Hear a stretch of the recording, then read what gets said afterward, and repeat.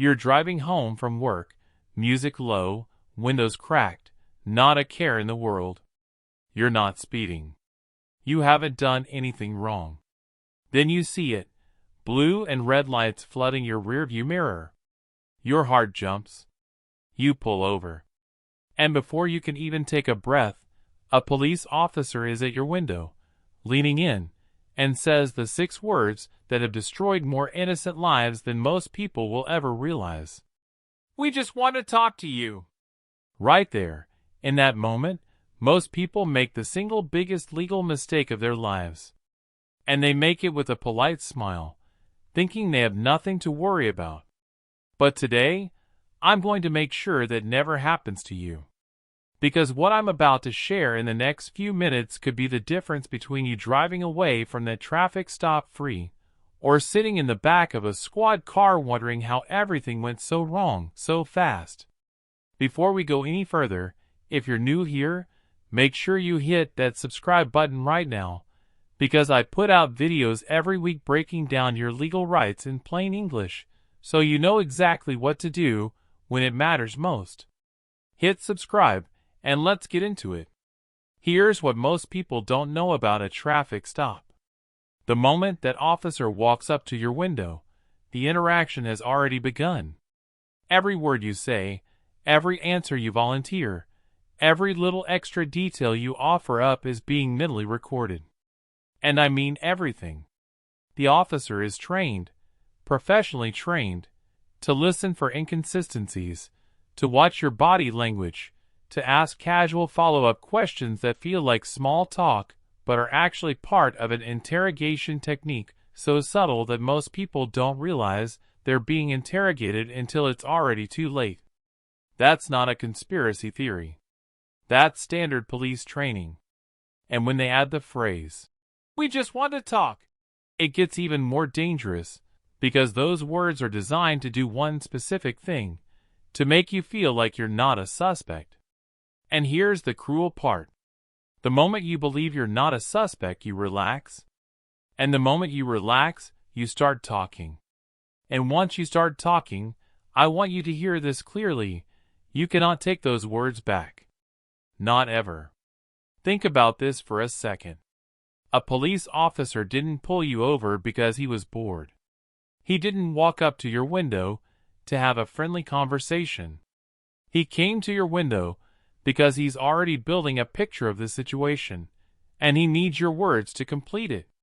Whether you were speeding or not, whether you did something wrong or not, the moment you start volunteering information, answering questions beyond what's legally required, or trying to explain yourself, you are handing the officer tools he can use against you. And here is the part that should genuinely shake you. You don't have to be guilty of anything for this to ruin your life. The Innocence Project, an organization that has spent decades fighting wrongful convictions, has documented that nearly 30% of all wrongful convictions involved false confessions or self-incriminating statements. Nearly 30%. And in the vast majority of those cases, it didn't start in an interrogation room. It didn't start in bright lights with handcuffs already on. It started with a casual conversation, just like the one that officer is trying to have with you at your car window right now. Now, before I give you the exact words to say, and I will give them to you, word for word, I need you to understand why the law is so strongly on your side here, because once you understand that, these words won't just feel like a script you're reciting. They'll feel like the armor they actually are. Here's something the police will never volunteer to tell you at a traffic stop. You have a Fifth Amendment right to remain silent. Not just after you've been arrested. Not just in a courtroom. Right now. In your car. At that traffic stop, before a single pair of handcuffs has been touched, your Fifth Amendment right protects you from being compelled to incriminate yourself. You are not required to answer questions beyond identifying yourself in states that have stop and identify laws.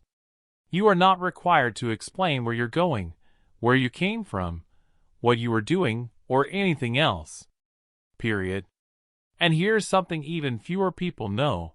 Police officers are legally allowed to lie to you. The Supreme Court confirmed this.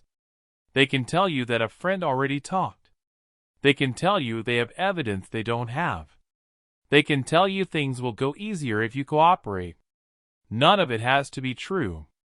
So when that officer leans into your window and says, "We just want to talk," what he's really saying is, "I don't have enough to do anything right now, but I'm hoping your own words give me what I need." That's the game. And he's counting on you not knowing the rules. So here are the rules.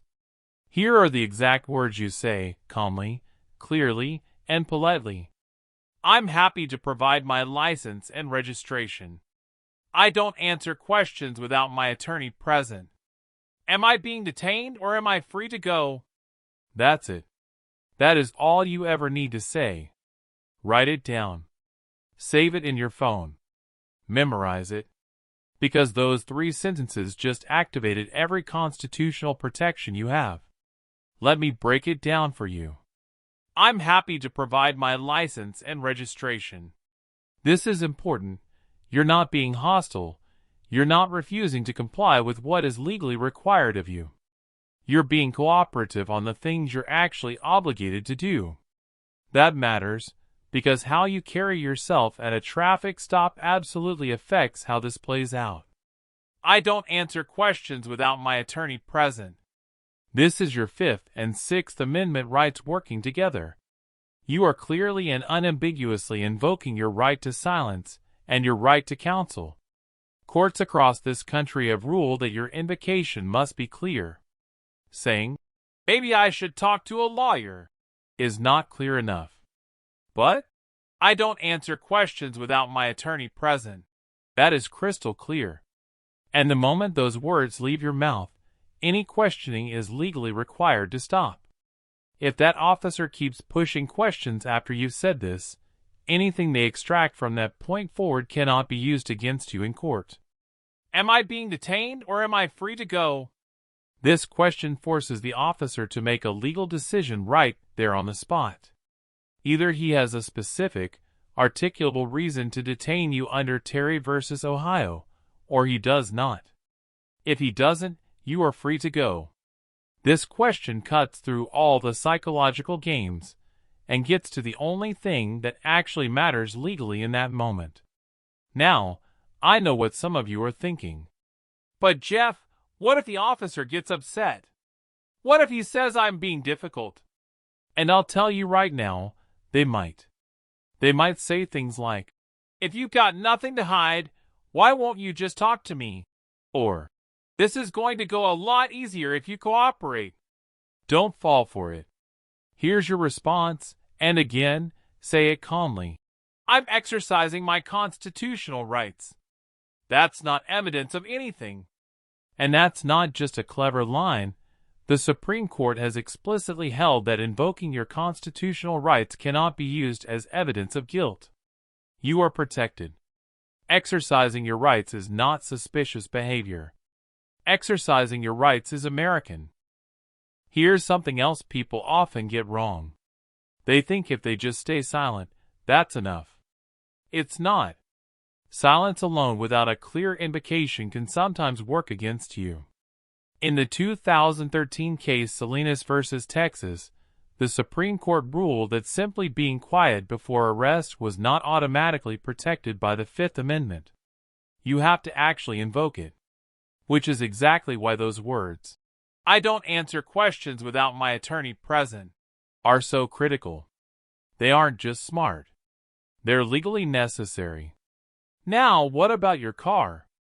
Can the officer search it? Here's what you need to know. Without your consent and without a warrant or probable cause, an officer cannot legally search your vehicle. And here's where people give away their rights without even knowing it. The officer smiles and says, "Do you mind if I take a look in the car real quick?" And the person nervously says, "Sure, go ahead." That right there is consent. And the moment you give consent, you have waived your 4th Amendment protections. So if an officer ever asks to search your car, your answer is simple and firm. "I don't consent to searches." You don't have to explain it. You don't have to apologize for it. You just say it. If he has probable cause, he'll search anyway. But if he doesn't, that statement could be the very thing that keeps you protected. And let's talk about one more scenario, because I see this come up constantly. What if the officer says, "Step out of the car"? You do it. In Pennsylvania versus Mims, the Supreme Court ruled that officers can legally order you out of your vehicle during a traffic stop. You comply? But here's what you don't do. You don't start answering questions once you're outside. You don't start explaining yourself. You remain calm, you remain polite, and you repeat those same words. I don't answer questions without my attorney present. Am I being detained or am I free to go? Here's the truth that most people never hear. The officers who are professional, and many of them are, will respect this. They know the law. They know when someone understands their rights. And when they encounter someone who does, the dynamic of that traffic stop changes immediately. You go from being seen as someone they might be able to talk into something, to being someone they recognize knows exactly where the legal lines are. That alone can change the outcome of a stop. But here's what I really need you to take away from this. Knowing your rights is not anti-police. It is not being difficult. It is not being a bad citizen. It is being an informed one. This country was built on the idea that every person, regardless of what they're suspected of, has protections under the law. The founders put these rights in the Constitution for a reason, because they understood what happens when the government has unchecked power to question, detain, and compel answers from citizens without limitation. Your rights are not a loophole. They are the point. So the next time you're driving and those lights appear in your mirror, take a breath. Provide your license and registration. And then, calmly and clearly, say those words. I don't answer questions without my attorney present. Am I being detained or am I free to go? That's how you protect yourself. That's how you handle a traffic stop like someone who actually knows the law. If this video helped you understand your rights, do me a favor right now. Hit that subscribe button. I break down these exact situations every single week so that you walk into every police encounter educated and protected. Your rights don't disappear just because you're nervous. They don't disappear because a badge is involved. They are yours, and now you know how to use them. Subscribe, and I'll see you in the next one.